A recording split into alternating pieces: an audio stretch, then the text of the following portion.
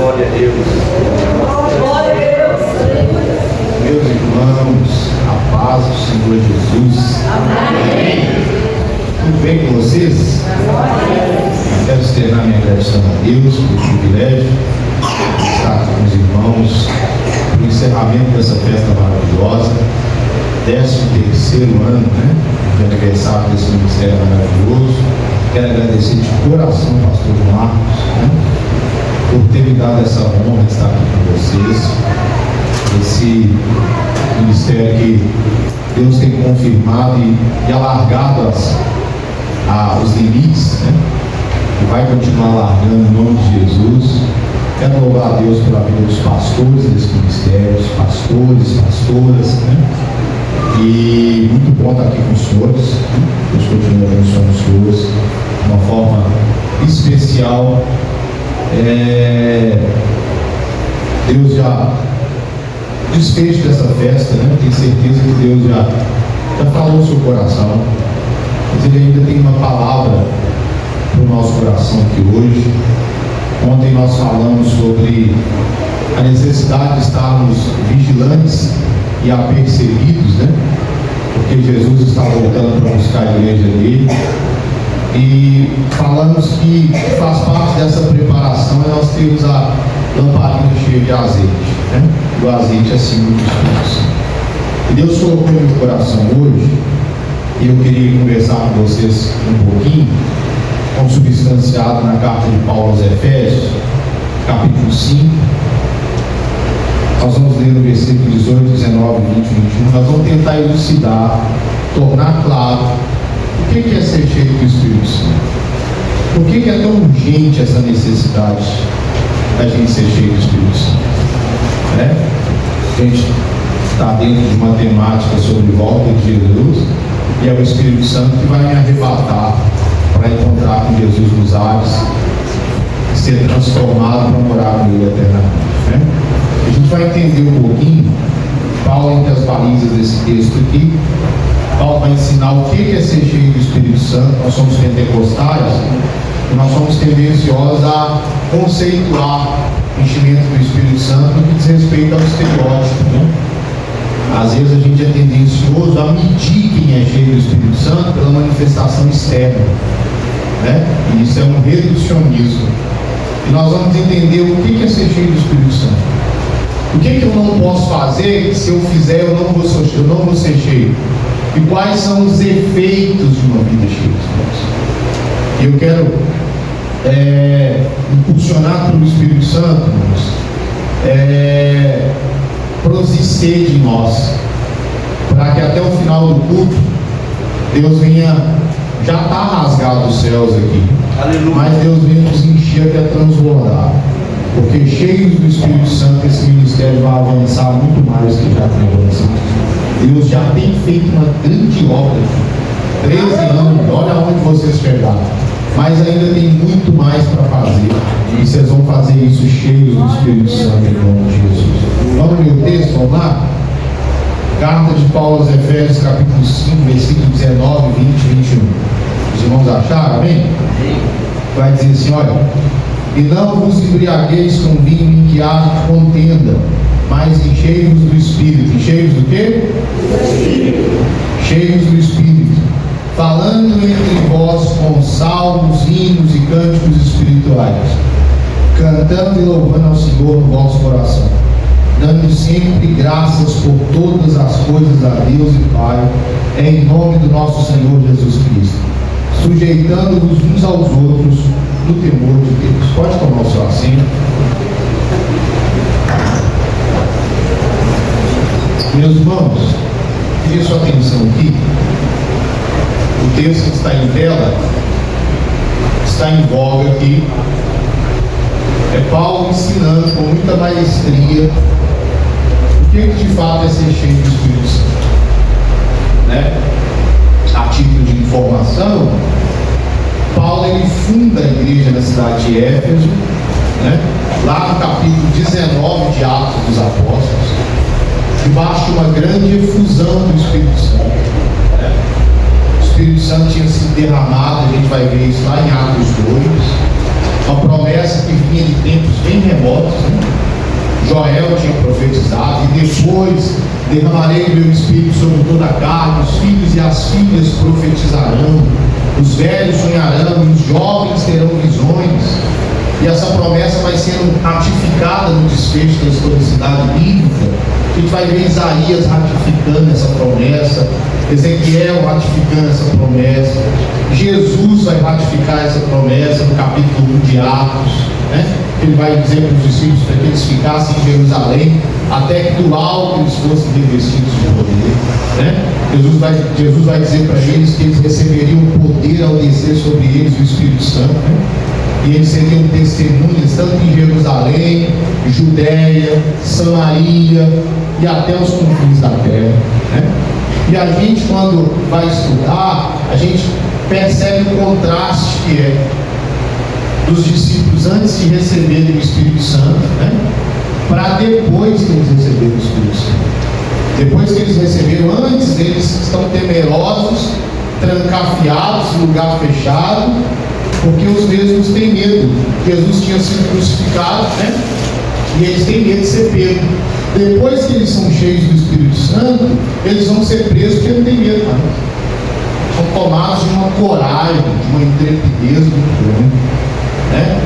E a gente vai ver que antes deles serem cheios do Espírito Santo em Atos 2, eles só espalham o Evangelho pelo mundo todo daquela época, cheios do Espírito Santo, né? E Jesus tinha dito para os discípulos, no último discurso dele, pastor Marcos, os discípulos estavam temerosos, pensando assim: nós vamos ficar órfãos, né? O Senhor vai ser assunto ao Pai, nós vamos ficar órfãos. E Jesus, num discurso maravilhoso, ele vai dizer assim: não, eu vou ao Pai, vou rogar ao Pai, e Ele enviará outro Consolador que vai estar com vocês para sempre. Jesus estava dizendo, irmãos, que Ele, não estando com os discípulos, enviando o Consolador, traria mais benefício para os discípulos do que Jesus estando com eles. Porque Jesus estando com os discípulos, Ele ia estar fora. O Espírito Santo ia ser derramado para morar dentro deles. Jesus estando com os discípulos, esse período ia ser no máximo 3 anos e meio, como foi. O Espírito Santo ia morar com eles para sempre, né? Atos 2, Jesus sobe, coisa linda, né? Assunto aos céus, na presença dos discípulos. Os anjos vão dizer para eles assim: olha, do mesmo dia que vocês estão vendo esse Jesus subindo, Ele vai voltar, né? Coisa linda, os discípulos olhando. Atos 1, Jesus sobe. Atos 2, o Espírito Santo desce, né? Atos 1, Jesus sobe com a proposta de ir preparar lugar para que aonde Ele estivesse, nós também vamos estar com Ele. Enquanto Jesus em Atos 1 vai subir para preparar lugar para nós, em Atos 2 o Espírito Santo vai descer para nos fazer lugar dele, né? Para nos fazer lugar dele. E o Espírito Santo, ele é derramado, e debaixo de uma grande efusão do Espírito, a igreja cresce de forma assustadora. O diabo, na sua versatilidade, vai tentar através da perseguição, mas não para a igreja. Aí ele tenta através da perseguição, não consegue, ele vai tentar através da distração, ele vai causar um problema que dizia respeito à assistência social da igreja, para tentar desviar os apóstolos da oração e da palavra. Os apóstolos vão lá com a capacidade de gerência do céu, resolve o problema e o diabo perde. Depois o diabo vai tentar infiltrando através de Ananias e Safira, mas não consegue parar uma igreja cheia do Espírito Santo. Aleluia. Uma igreja cheia do Espírito Santo não tem para o diabo, não tem para o inferno. A gente ouve esse jargão tem muitos anos: o diabo não tem medo de diploma de teologia, o diabo não tem medo de credencial, mas o diabo tem um crente cheio do Espírito Santo de Deus. E existe uma grande urgência. A gente está acostumando a ficar vazio do Espírito Santo. E há quem pergunte: qual que é o caminho para ser cheio do Espírito Santo? A gente lê tanto livro sobre essa temática. Uns vão dizer assim: para que eu seja cheio do Espírito Santo, eu preciso orar muito. Outros vão dizer, através das práticas de jejum. Eu gosto do A.W. Tozer, comentando Atos 1 e Atos 2, que ele vai dizer que Atos 1 Jesus sobe, ele é exaltado aos céus, né? E em Atos 2 o Espírito desce. Ele vai dizer que o que precede o Espírito descer é a exaltação a Jesus. O caminho para a vida cheia do Espírito Santo é esse: exaltação a Jesus, amor a Jesus, paixão por Jesus. Aleluia. Quanto mais apaixonado por Jesus eu for, mais cheio do Espírito Santo eu vou ser. Aleluia. Nós precisamos ser cheios do Espírito Santo. Estamos vivendo na última hora da igreja na terra. Está na hora da gente rasgar a alma e deixar o Espírito Santo encher a gente até na tampa. E Paulo, capítulo 19 de Atos, olha para mim aqui. Paulo chega na cidade de Éfeso, uma cidade que tinha um panteão de deuses. Era a mesma coisa de pregar no quartel-general do inferno. E a principal padroeira de Éfeso era Diana dos Efésios, uma cidade portuária, tinha aproximadamente 250 mil habitantes, né? E Paulo chega lá, irmãos, gotejando, cheio do Espírito Santo, que me ajuda a contrastar a igreja dos tempos primitivos da nossa igreja hoje. Paulo chega lá e ele se depara com 12 discípulos de Apolo, e ele pergunta assim: vocês já receberam o Espírito Santo? E eles vão dizer assim: nós ainda nem ouvimos falar acerca desse Espírito Santo. E eu gosto porque Paulo não precisou fazer o que a gente faz, que hoje é um recurso que a gente usa, né? A gente usa, chama na frente para as pessoas receberem o batismo do Espírito Santo. Paulo não, né? Paulo pergunta para eles: vocês conhecem não? E aí o texto vai dizer que Paulo estende as mãos sobre eles e de imediato todos os 12 são cheios do Espírito Santo e começam a falar em outras línguas. São batizados com o Espírito Santo. O texto vai dizer que Paulo ia ensinando a palavra, né? E as pessoas de forma voluntariosa se rendiam ao Senhor. Aqueles que praticavam as religiões ocultistas, feitiçaria, pegavam os livros dessa religião e queimavam como declaração pública da fé. Declaração pública da fé. O texto vai dizer que Deus usava Paulo com milagres extraordinários. Aonde Paulo não podia ir, os lenços e os aventais de Paulo era a extensão do poder de Deus na vida de Paulo. Os lenços e os aventais dele curavam. E Paulo trabalha nessa igreja 3 anos. Quantos anos? 3 anos. Paulo discipulando essa igreja. Paulo ensina para nós que a tarefa nossa como sendo igreja não é trazer o pecador para confessar que ama.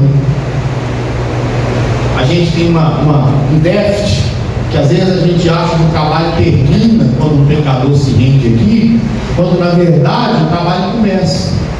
O papel da igreja é conduzir o pecador à maturidade, à semelhança com Jesus.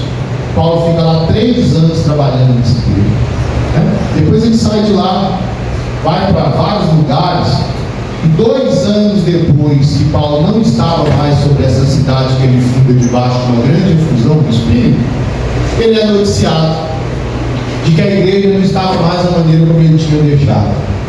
A igreja tinha sido acometida por uma apatia espiritual, frieza. Apocalipse capítulo 2, versículo 4, Jesus elogia essa igreja e fala assim: olha, vocês colocam à prova aqueles que se dizem apóstolos, não são. Vocês têm doutrina, vocês têm paciência. Mas ele vai dizer assim: porém, o que eu tenho contra vocês é que vocês abandonaram o primeiro amor. Vocês fazem o que fazem, mas fazem de forma mecanizada. Tudo mecânico. Não tem amor por trás. Vocês perderam o amor. Vocês estão apáticos. E Paulo escreve essa carta aos Efésios. A centralidade é a vida cheia do Espírito. Porque Paulo entende que o antídoto, o remédio, para que eu volte a ter uma vida em que eu ame Jesus. E aqui é bom a gente entender, às vezes a gente fala assim: vamos voltar ao primeiro amor, né? A gente acha que é aquela fase iniciatória, dos primeiros passos, que eu não tinha maturidade, que eu não tinha compreensão, tudo que falava eu dava glória a Deus, Né? Será que Jesus quer de fato que eu volte, que eu retroceda para essa fase da falta de compreensão e da ignorância? Não, quando ele fala voltar ao primeiro amor, ele está dizendo voltar a uma fase em que o amor vinha antes. O amor vinha antes. Aleluia. Oh, glória a Deus. Aleluia. Glória a Jesus. Voltar a uma fase em que o amor era a mola mestra. O que movia era o amor. Antes da paciência, do trabalho, tudo que vocês praticam, antes disso vinha o amor. O que move vocês a ter paciência, a colocar a prova os que dizem que é e não são, é o amor. Né? Então, quanto mais cheio a gente for, mais amar Jesus a gente vai. E quanto mais amar Jesus, mais cheio do Espírito Santo a gente vai ser. E é por isso que a gente tem que ser cheio do Espírito Santo. Essa palavra está fervendo na minha alma. Aleluia. Deus te trouxe aqui para ouvir essa palavra. Deus tem saudade quando você amava Ele de verdade. Você levantava de madrugada para orar. Você sabia o que era praticar jejum. Você saía do culto já pensando no outro. Tudo que a igreja praticava, você tinha prazer em fazer. Mas algumas coisas aconteceram no desfecho da sua história que esfriou esse amor no seu coração. Mas Deus conta com você para realizar grandes obras. E no encerramento desse congresso, Ele vai encher o seu coração do Espírito Santo.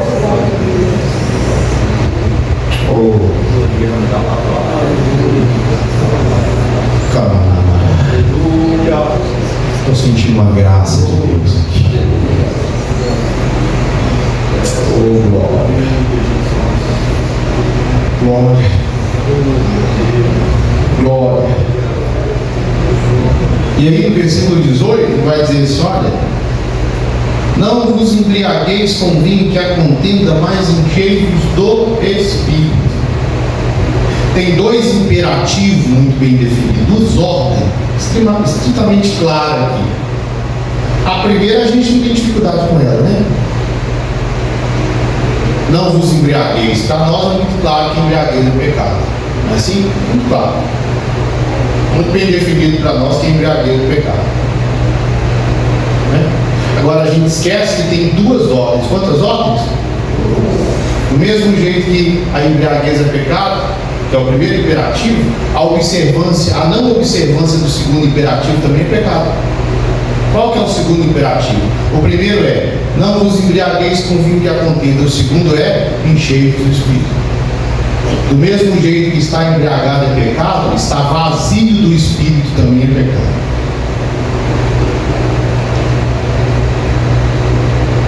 Porque vazio, nós vimos aqui ontem, não funciona. Vazio só dou trabalho para o pastor. Vazio, eu não tenho paixão por Jesus e as coisas que eu faço dentro de uma motivação errada.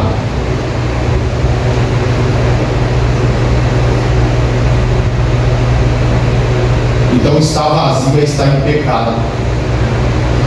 Você vai resolver esse problema hoje em nome de Jesus. Você vai sair daqui cheio do Espírito Santo de Deus. Quando Paulo fala não vos embriagueis, olha aqui, tinha um dos supostos deuses em Éfeso, que era um lugar de um panteão de deuses, que era o deus Baco, que era o deus do vinho. Os súditos desse suposto deus, para adorá-lo na liturgia de Baco, eles se embriagavam. E a igreja, como tinha se esvaziado do Espírito Santo, no período do culto, se a gente não vigiar, né? 2 anos foi suficiente para a igreja que experimenta milagres tão grandes e estar apática.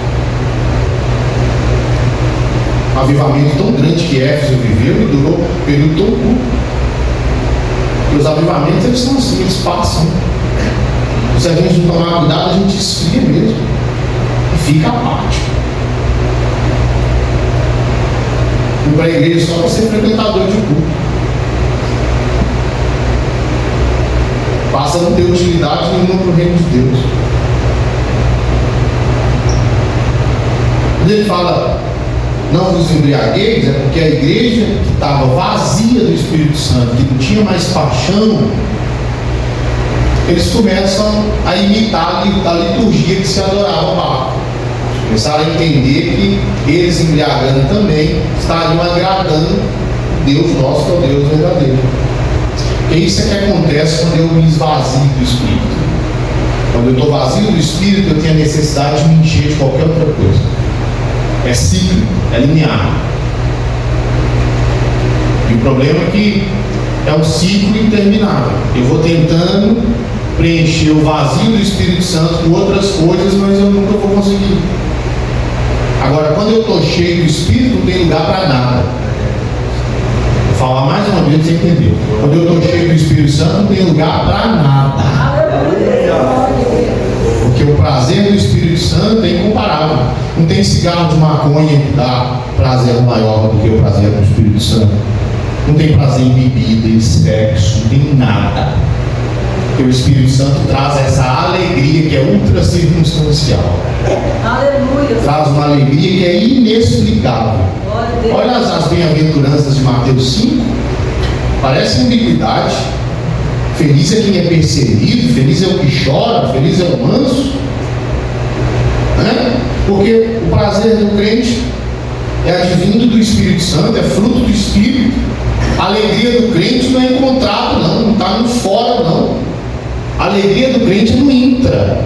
Eu não busco a alegria porque eu sou completo, cheio do Espírito Santo. A alegria é o resultado do meu encontro pessoal com Jesus e do Espírito Santo morando em mim. Quanto mais cheio do Espírito Santo eu for, e aí quem está aí fora acha que a vida da gente é antiquada, é sem graça. Porque acha que a alegria está na balada, a alegria está na curtição aí fora. E eles acham que essa vida nossa, né, vida pacata, quem vai para a baladinha, acha que uma vida sem graça eles não sabem de nada. Não tem prazer maior do que o prazer de uma vida cheia do Espírito Santo. É uma alegria incomparável. E é só o antigozo do céu, porque no céu vai ser melhor que isso.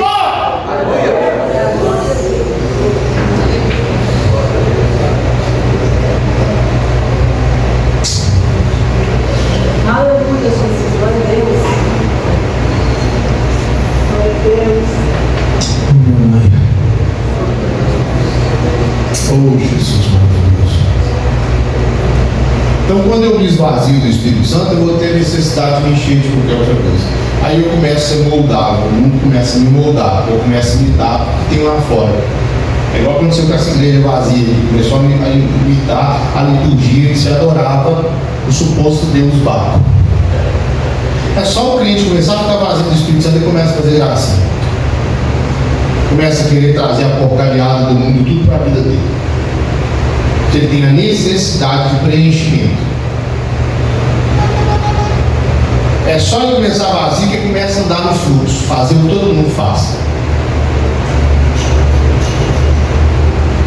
Porque ninguém consegue andar na contramão, na lógica, já é uma coisa difícil, né? Andar na mão é muito fácil, não é? Pega um carro e vai na mão. Alguém tem dificuldade? Não, é ordinário, é processo normal. Está descendo a correnteza, você vai no fluxo, é fácil. Agora eu quero ver andar na contramão. Já é difícil. Agora imagina andar na contramão do sistema que o diabo rege. É só cheio do Espírito Santo. Vazio, você vai querer andar no fluxo. Falar o que todo mundo fala, vestir o que todo mundo veste, falar, ser modelado pelo sistema aí fora, assistir o que todo mundo assiste. É só cheio do Espírito Santo que você vai se posicionar como igreja, sabendo que você vai criar uma hostilidade. O que Jesus vai dizer? Jesus vai dizer assim: olha, o mundo vai odiar vocês porque primeiro o mundo me odiou. E o mundo vai odiar vocês porque vocês não são do mundo. Se vocês fossem do mundo, o mundo amaria vocês. Então é só cheio do Espírito Santo que eu vou ter esse posicionamento e fazer a diferença, de contrastar com esse mundo caído. Você não foi chamado para ser igual, Você foi chamado para ser diferente. Tem uma fala aí dizendo assim: não, tem que me tornar igual para ganhar. Não, nunca foi.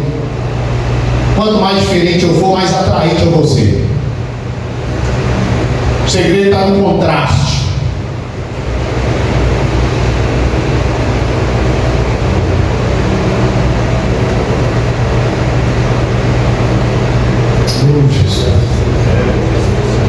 Aleluia.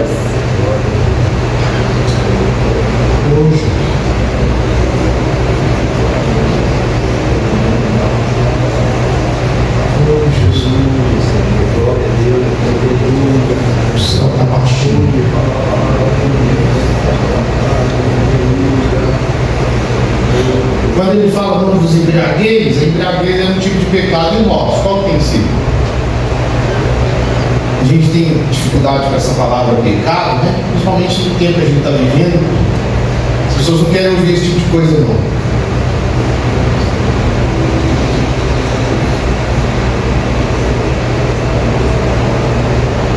E uma das principais tarefas do meu ministério, irmãos, é fazer com que você pegue de forma desconfortável. Você lembra de mim? Eu falei que ontem que o pecado é pior de todas as pragas. Falei que o pecado é pior do que o inferno, o pecado é pior do que o diabo. Mas às vezes a gente conceitua pecado só num aspecto sexual. É assim, a gente está habituado a pensar que pecado é só quem adultera, pecado é só quem comete o sexo antes do casamento. Quem dera se fosse, né? Eu estava lendo um livro de um teólogo chamado Iago Martins, e o título do livro é Pecados Socialmente Aceitáveis. Tem pecados que são socialmente aceitáveis e Deus sabe que aceita? A gente tem facilidade de falar que um adulto vai para o inferno, mas e o fofoqueiro? E os pecados em mim? Vai para o inferno do meu jeito. Ele está falando de um pecado que é típico nosso, que é o pecado da não pontualidade. Estou dizendo aquele que chega atrasado, por força maior, por causa do trabalho, né? Estou dizendo aquele que podendo chegar no horário já habituou chegar atrasado. E quando você não é pontual, você incorre pelo menos mais 3 pecados. O não pontual, na maioria das vezes, ele justifica a não pontualidade com a mentira. A não pontualidade você está roubando o outro que ele tem de mais importante, que é o tempo dele. E a não pontualidade está estritamente ligada com a vaidade, porque todo mundo te espera e você não espera ninguém.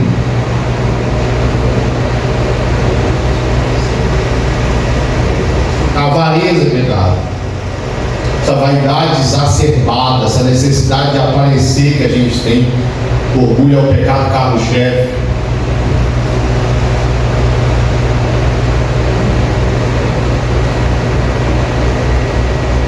E a gente vai ter que lidar com esses pecados. Eu falei aqui ontem que é o já e ainda não. Parece contraditório, mas nós somos salvos, nós estamos sendo salvos e nós vamos ser salvos. Deus sabe exatamente quem você é. Quando você peca, você não pega Deus de surpresa, não. Deus podia fazer quando o pastor Marcos teve um encontro pessoal com Jesus e foi salvo. Deus podia tornar o pastor Marcos perfeito, mas Deus não fez isso não. Porque da forma como Deus fez, glorifica mais o nome dele. Toda vez que o pastor Marcos peca, Deus diz assim: é isso aí que você é pecador, por isso você depende de mim para me santificar. Que a santidade nunca foi meritocracia. Eu não consigo ser santo de mim mesmo. É por isso que eu tenho que ser cheio do Espírito Santo. De mim mesmo é cíclico, é linear. Eu tento e não consigo, e vou tentando até parar de tentar e viver em pecado.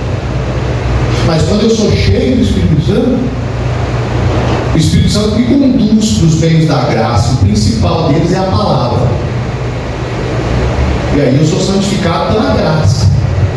Eu estou pregando para a gente aqui que eu sei o que o Espírito Santo está me dizendo. Você tentou ser santo a vida inteira e não conseguiu. Mas essa cadeia vai cair por terra. E pela graça você vai viver um tempo de santidade que você nunca viveu, cheio do Espírito Santo agora.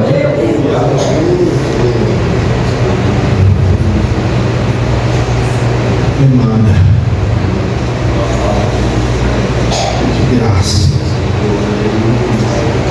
Então, os tempos de Paulo, o pecado é embriaguez. E no nosso tempo, qual que é o seu pecado? O que tem impedido você, o que tem entristecido o Espírito Santo, que tem ocasionado o Espírito Santo não encher você? Quais são os pecados que você não tem confessado? Quais os pecados que você não tem se arrependido deles? Pecar, a gente vai pecar, porque a gente não pode ser escravo do pecado.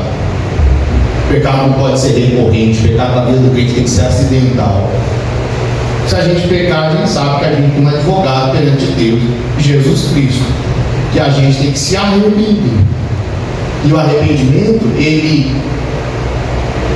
acomete o homem por completo. Arrependimento verdadeiro não mexe só com o sensorial, não. Se eu sentir só tristeza pelo pecado, é remorso.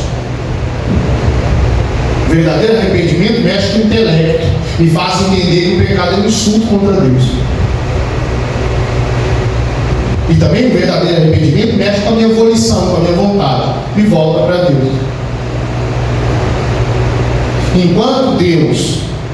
Enquanto a gente não vive o arrebatamento para ser glorificado, a gente vai viver nesse conflito de pecar e Deus, através dos meios da graça, santificar a gente.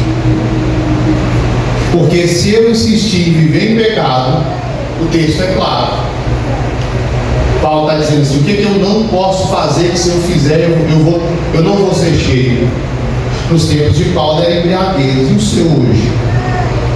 O que Deus trouxe você aqui hoje para colocar para fora para o Espírito de Deus te encher? Será que é os problemas da língua? Murmuração, fofoca? Será que é o problema com a bebida? Que hoje está caindo na normalidade, o crente achando que tomar uma não tem nada a ver? Será que é os problemas na área sexual? Que ninguém está vendo, que você está escondendo atrás, debaixo do tapete?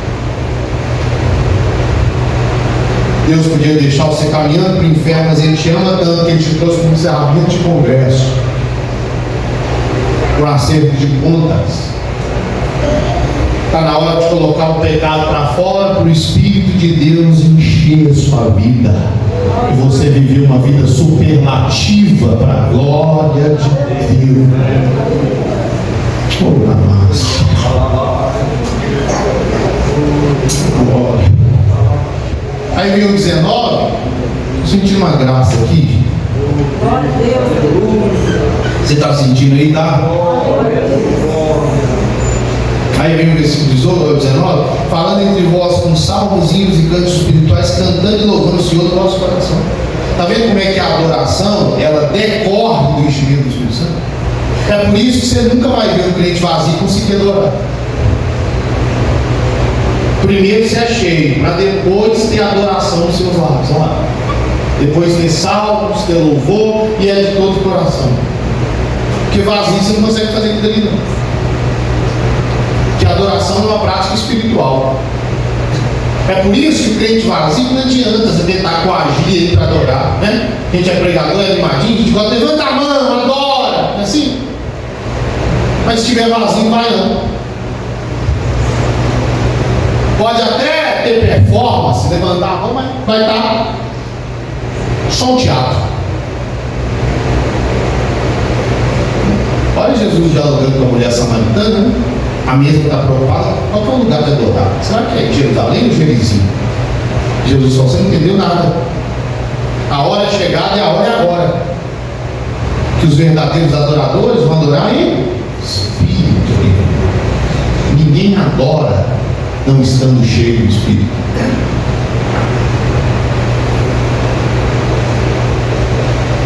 Vazio não tem entusiasmo para abrir a boca e adorar.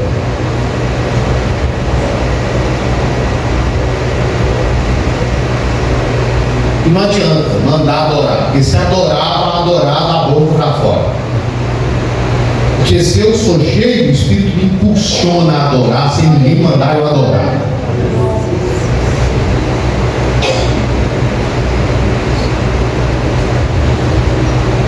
Amália,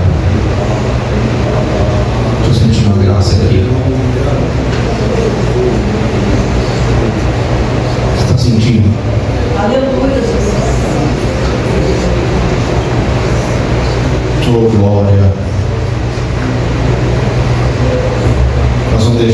sempre nos encher aqui para sermos melhores adoradores. E quanto mais a gente adora, mais o céu desce. Porque a gente vai ficando vazio, a adoração está se esvaindo. Tem gente que perdeu o entusiasmo. E para a igreja dar o resto. Ele vê alguém adorando, fala: para que isso? Não vai entender, Deus não está vazio. Só entende quem é cheio.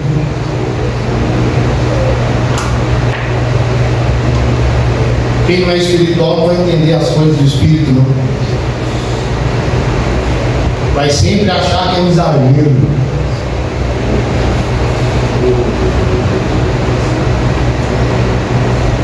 Quem não tem paixão por Jesus, quando eu fico olhando aquele texto da mulher de Lucas 7, que adora Jesus, dá vergonha do culto que eu presto. A mulher que vai para a casa do fariseu chorando, um choro copioso, chega lá, começa a beijar os pés de Jesus, quebra o vaso de alabastro, unge os pés dele, coloca a boca no pé sujo de Jesus, das ruas empoeiradas. Dá vergonha do tipo de adoração que eu presto.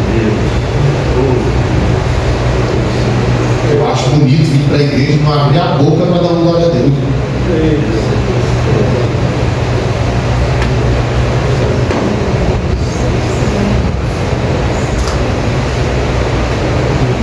E se eu não tenho entusiasmo para adorar, eu quero que você saia disso bem definido. Faça introspecção. Você nunca teve encontro pessoal com Jesus. Lucas 7, Jesus fala assim com a mulher, depois que ela tem aquela postura de adorar extravagante, Jesus fala para ela assim: vai em paz, sua fé que salvou. Você fala assim: mas Jesus foi a fé que salvou.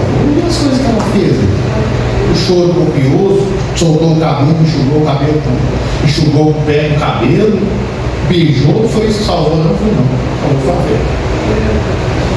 Mas é porque ela teve fé e foi salva quando ela adora. Porque uma coisa está atrelada à outra. É impossível ser salvo e não ter entusiasmo para adorar. Como que eu entendo o perdão e não adoro? O fariseu foi criticar, Jesus propôs uma parábola para ele, né? Lembra? Olha, ô Simão, um cobrador de dívida foi cobrar a dívida de 2 devedores. Um devia 500 denários e o outro 50, Simão. Nenhum dos dois tinha como pagar a dívida, Simão. Mas o cobrador decidiu: vou perdoar os dois. E Jesus pergunta para Simão assim: qual dos dois vai amar o cobrador? Mas na hora Simão fala assim: quem devia mais? Jesus foi assim. Na parábola de Jesus era o cobrador de dívida. O fariseu, que achava que era um bonzão, ele achava que ele devia só 50. Agora a mulher não. A mulher na parábola é quem devia 500. E por que ela ama muito? Porque ela entende que a dívida dela era grande demais. É impossível ser salvo, entender o perdão e não ser adorador. Quando eu entendo quem eu era, gente, eu caminhava para o inferno, bebia, fumava 2 cigarros por dia, passava a semana da balada, e hoje estou aqui. Jesus me perdoa de uma dívida impagável, eu estou aqui tendo o privilégio de pregar o evangelho. Como que eu adoro Deus aqui?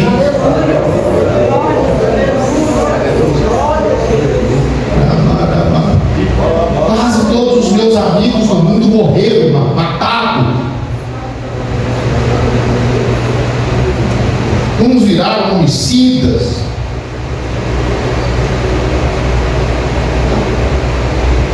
Como que eu não adoro? Hoje eu não sou mais condenado, não tenho um inferno me esperando. Deus, mesmo sem precisar de mim, me deu o privilégio de aguardar o dia que a trombeta vai tocar e eu vou encontrar com o meu noivo nos ares e você transformado em corpo de glória e vou morar com Jesus eternamente.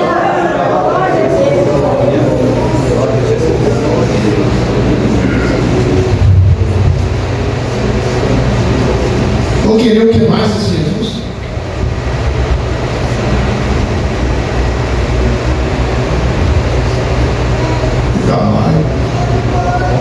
Culto como esse, que o céu está aberto. Estou sentindo uma graça, dá vontade de correr aqui dentro. E até agora você não teve vontade de esboçar nada.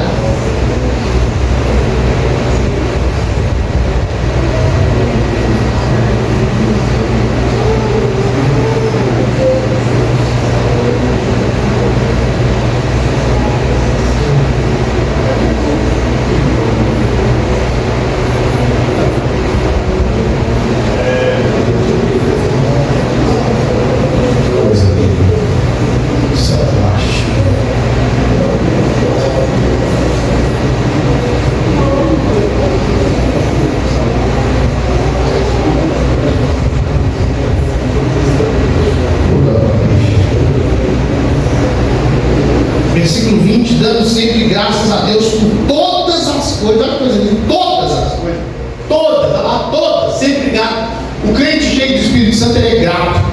Ele dá graças a Deus por tudo. Tudo. Não é só pela lata cheia, a conta bancária robusta. O crente cheio do Espírito Santo, ele não é murmurador, ele não é reclamão. O crente cheio do Espírito Santo tem gratidão na alma. Ele não foca no que Jesus não fez, ele é grato pelo que Jesus já fez por ele. Você não vai ver crente cheio do Espírito Santo vindo para a igreja com um cara de maracujá de gaveta, não.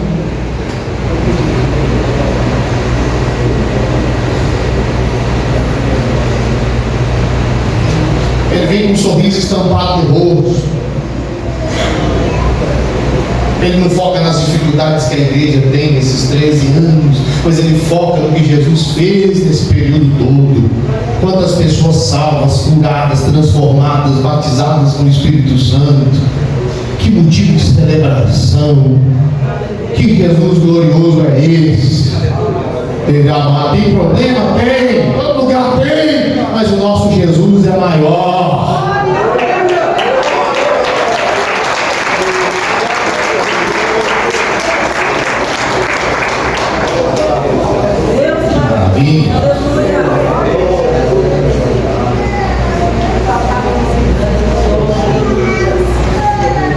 Que maravilha.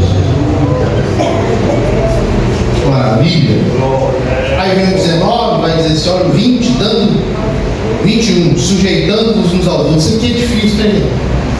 Nossa geração antropocentrista, a gente acha que o homem está no centro, né? Ninguém quer se sujeitar a ninguém. Os casamentos estão acabando por causa disso. Cada um quer viver para ele. Ninguém quer se sujeitar a liderança nenhuma. A gente começou ontem, já acha que é um mongão. Começou ontem, já quer olhar de cima para baixo. Essa vaidade, a última igreja que eu pastorei, a líder do ciclo de oração veio para mim e falou: pastor, se o senhor me tirar da direção do tipo de oração, o ciclo de oração acaba. Não acaba não, meu filho. Jesus pega uma prostituta, salva ela e coloca no seu lugar para fazer melhor que você faz. Glória a Deus.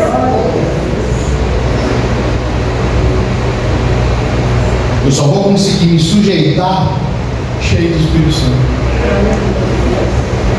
Quanto mais cheio do Espírito Santo eu for, mais humilde eu vou ser. Não tem como ser soberbo cheio do Espírito Santo. Porque para eu ser cheio do Espírito Santo, eu tenho que ter prática de oração. Oração é o único lugar que eu encontro com Deus pessoalmente. É impossível ficar muito tempo com Ele no particular e não perceber a minha pequenez em relação à grandeza dele. A oração é um ambiente que me humilha.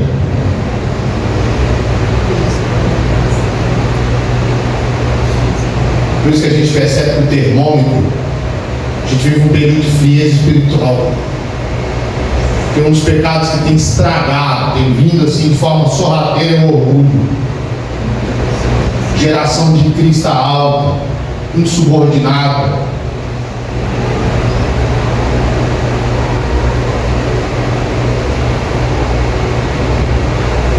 A gente é tão vaidoso que até o culto a gente acha que é para nós.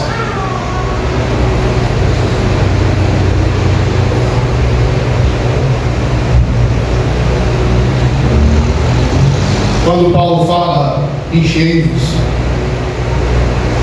é uma ordem.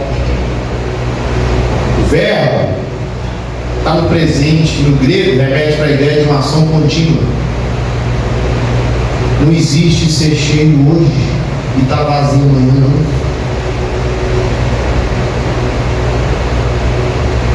Se você manifestou externamente que está cheio hoje, amanhã está vazio, o que você teve aqui foi o emocionalismo. O enchimento de verdade ele perdura, tem durabilidade. Aleluia. Glória. Você vai ser cheio que hoje, vai continuar amanhã, terça, quarta, quinta, sexta, sábado. Até Jesus voltar em nome de Jesus. Olha para mim aqui, olha para mim aqui. Paulo vai ensinar o que é ser cheio do Espírito Santo e ele vai usar como analogia a embriaguez. Não sei se você já ficou embriagado, mas eu já. Quando você fica embriagado, você fica sob o efeito do álcool, assim? De maneira que quando o efeito passa, dependendo do nível de álcool que você ingeriu, você não se lembra o que você falou, o seu comportamento, o que você fez. Paulo está dizendo, do mesmo jeito que o embriagado é dominado pelo efeito do álcool, ser cheio do Espírito Santo é ter o Espírito Santo dominando todas as áreas da sua vida. E ele vai ensinar isso na prática, quando ele vai dizer que o esposo tem que amar a esposa com amor sacrificial, como altruísta, como Cristo amou a igreja. Ele está mostrando que um esposo cheio do Espírito Santo, ele ama desse jeito. Porque vazio eu consigo viver esse amor. Quando ele fala que a esposa tem que ser submissa ao seu marido, como a igreja é submissa a Cristo, está dizendo que uma esposa cheia do Espírito Santo, ela vai submeter. Se ela não se submete, ela pode estar cheia de qualquer outra coisa do Espírito. Quando ele vai dizer que os filhos obedeceram os pais ao primeiro mandamento de promessa, ele está dizendo que o filho cheio do Espírito Santo, ele vai ser obediente.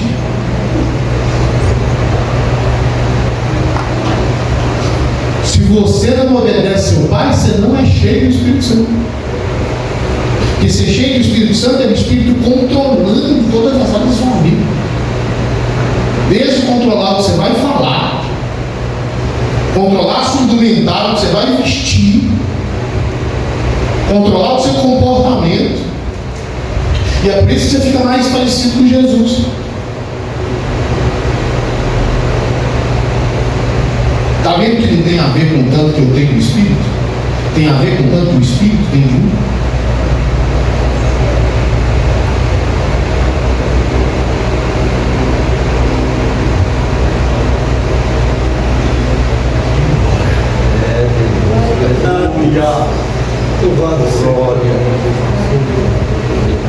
Está vendo que quando o Espírito me enche, ele vai mudando o meu caráter, ele vai me controlando? Eu vou ficando cada dia melhor. Ninguém que fala que é cheio do Espírito Santo não tem progresso espiritual, entrando, saindo com os mesmos defeitos. Está vendo como a gente vive reducionismo? Acha que ser cheio do Espírito Santo é só uma manifestação externa, né? Ser cheio do Espírito Santo, uma das maiores bênçãos que o cristão pode ter na vida, que é o controle do Espírito Santo em todas as áreas da vida dele, que faz um marido melhor, uma esposa melhor, um filho melhor, um cidadão melhor. Faz aflorar na sua vida, crescer de forma simétrica o fruto do Espírito. Você vai ficar mais parecido com Jesus.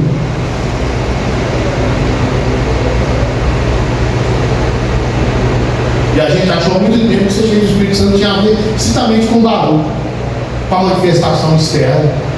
Lógico que a gente é pentecostal, a gente gosta e é bem feito também. A gente não pode reduzir o cheiro do Espírito Santo à manifestação externa.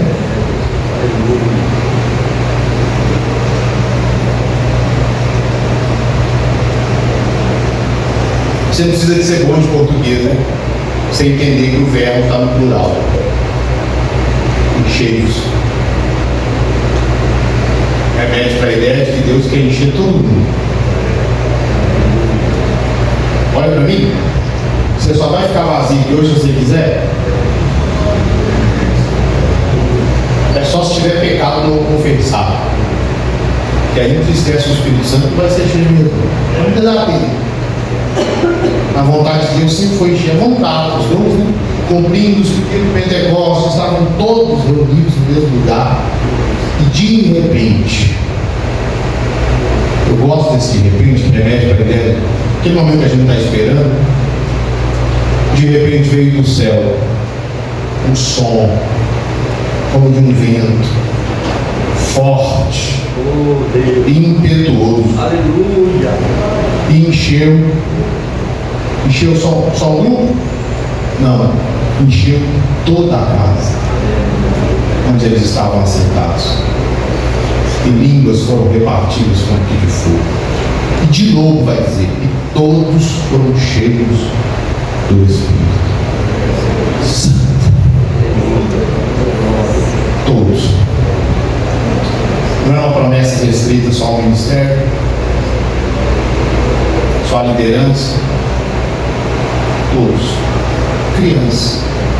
Como eu tenho visto crianças sendo cheias do Espírito Santo, falando em mistérios com Deus. Coisa linda que é. Todos foram cheios do Espírito Santo. Todos foram cheios do Espírito Santo. Todos foram cheios do Espírito Santo.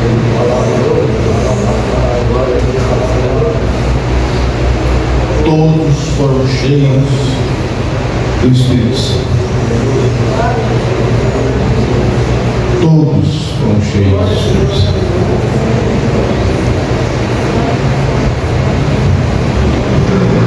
Isso tudo pode ser um divisor de águas na sua vida. Quem sabe as coisas começaram a desenvolver no seu ministério porque até hoje você estava vazio. Mas Deus agendou esse final do congresso para encher você do Espírito Santo.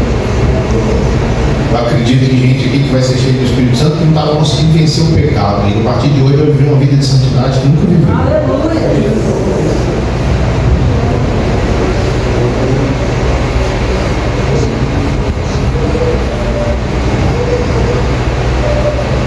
O verbo está na voz passiva, não é ativa, não sou eu que faço. Mas então o que eu posso fazer para ser cheio do Espírito Santo? Se eu não posso me encher, eu posso rasgá-lo, eu posso desejar sim, eu posso confessar o pecado, porque eu sei que o pecado me entristece. E a escolha é sua, fica de pé. Eu quero chamar você aqui, que quer terminar esse congresso cheio do Espírito Santo, com permissão do pastor, sai do seu lugar e vem aqui à frente. Você, quem sabe, não foi batizado com o Espírito Santo, nunca teve experiência de falar em novas línguas. Sai do seu lugar e vem aqui à frente, eu quero orar por você.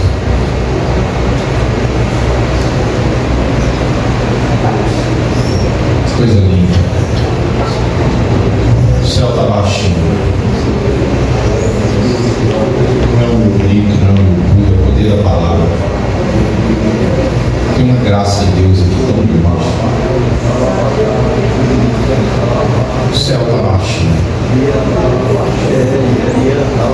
Eu sei que Deus falou com você e você percebeu. Eu preciso ser cheio. Para quê? Para ter coragem. Para quê? Para viver vida santa. Para quê? Para ser melhor adorador. Para quê? Para ter mais humildade. Para quê? Para ter mais coragem. Para quê? Para andar na contramão no mundo. Para quê? Para ter o Espírito Santo me governando. Para que eu seja o melhor pai, melhor filho, melhor esposo.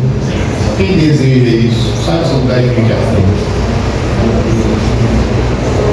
Você que deseja ser cheio, para ser capacitado, para ser instrumento de Deus, para ganhar almas, para que cada vez esse ministério avance mais. Eu quero, com permissão do pastor, orar pelos obreiros. Posso, pastor? As diaconisas, os diáconos. Vem aqui para frente. Quero orar, vem aqui à frente. Nós vamos orar, Deus vai encher vocês mais. E a caminhada é longa. Tem muita coisa para fazer ainda. Dá tempo ainda de servir.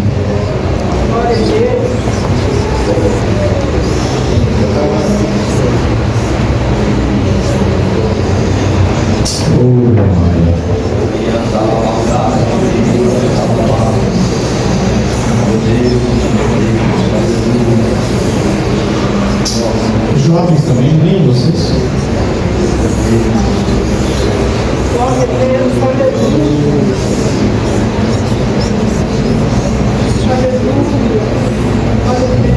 Cadê aquela adoradora que adorou aqui de forma gloriosa?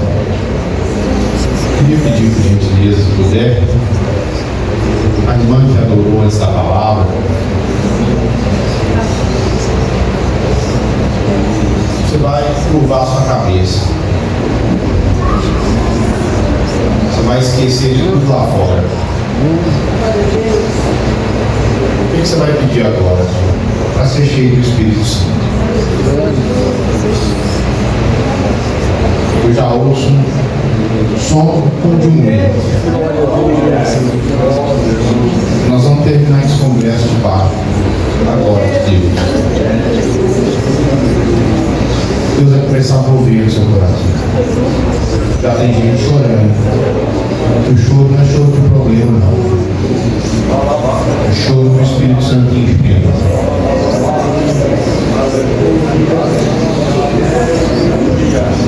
Eu vou profetizar Atos 2 aqui. E você vai rasgar a alma.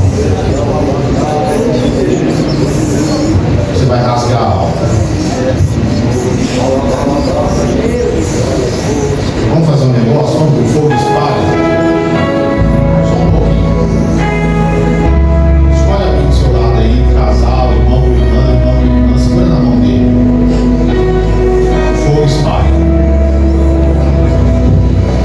É manifesto, é comunhão.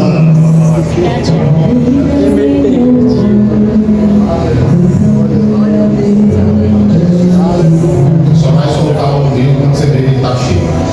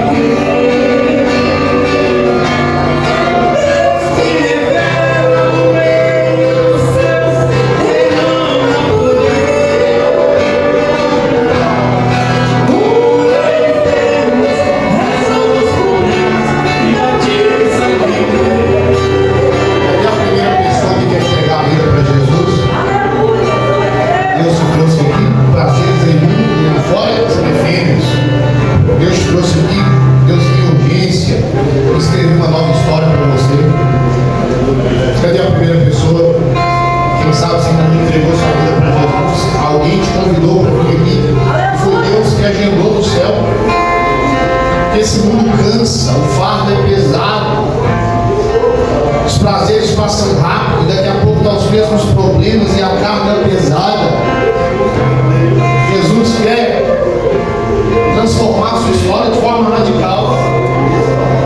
Cadê a primeira pessoa que está cansada e quer viver um tempo novo de Deus para a sua vida? Cadê a primeira pessoa que sabe que você estava afastado dos caminhos do Senhor e está na hora de retomar o lugar onde você não deveria ter saído? Deus tem pressa em transformar você e usar você. As promessas de Deus, as promessas que Deus te fez estão de pé na sua vida, esperando só você voltar e estar de braços abertos para poder fazer você viver um novo tempo. Cadê a primeira pessoa? Cadê a primeira pessoa para Jesus? Cadê a primeira pessoa? Deus moveu dentro de você. Deus moveu dentro de você. Deus moveu dentro de você. Você sabe que Deus está chamando você. Você sabe. Você sabe que Deus está chamando você. Você está aqui porque no fundo você sabe. Deus está chamando você. Você está aqui porque você sabe. No fundo você sabe que sua família, seus filhos precisam da decisão que você precisa tomar. Não vale a pena os prazeres aí fora. Isso aí tudo é passageiro demais, é efêmero demais, passa rápido. Jesus está voltando para buscar a igreja dele. Ele morreu para te salvar. Cadê a primeira pessoa? Estou insistindo porque eu sei que tem. Quem sabe que você quer fazer um conselho com Deus. Você sabe que você estava parado. Você ouviu Deus falar com você. Você quer esse enchimento do Espírito que produz essa alegria e essa paz ultra circunstancial que faz mesmo você ter problema, mas ter quietude dentro da alma, ter paz dentro da alma. Cadê a primeira pessoa? Tem alguém? Tem uma vida?